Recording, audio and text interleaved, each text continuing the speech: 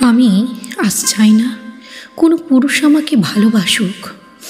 চাই না কোনো পুরুষের ভালোবাসা। আজ আমি সৃষ্টিশীল একজন মানুষ, একজন বিশুদ্ধ লেখিকা, একজন আপাত মস্তক নিখাদ মানুষ। আমি জীবনের এই পরন্ত বেলায় এসে অকস্মাৎ আমার বোধ হলো সৃষ্টিশীল মানুষেরা বোধ হয় প্রেমিক হতে পারে না কখনো।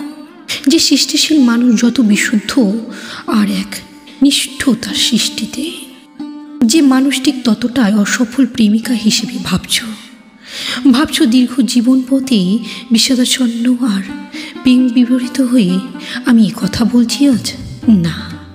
না, বিশ্বাস করো, এ আমার মোহমুক্তি, এ আমার সরল মনে সরল শিকড়োচিত প্রেম। বেঁচে থাকে তো যত্নে, প্রতিনিয়ত যত্ন ছাড়া প্রেম টিকে থাকতে পারে না। প্রতিটি সৎ আর বিশুদ্ধ সৃষ্টিশীল মানুষ অতিমাত্রায় আত্মকেন্দ্রিক আর আত্মবিভোর তার সৃষ্টির জগতে।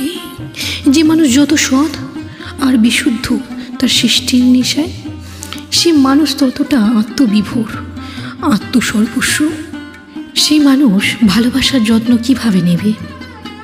আমি তোমাদের মতো না। আমি বড্ড নিঃসঙ্গ প্রিয়, আত্মপ্রিয় একজন মানুষ। সর্বক্ষণ নিজের ভিতরে ডুবে থাকি, সর্বক্ষণ বোধ হয়ে থাকি কবিতায়। কবিতা ছাড়া কিছু বুঝতে পারি না আমি। সেখানে ভালোবাসার যত্ন কিভাবে নেব আমি বলতে পারো?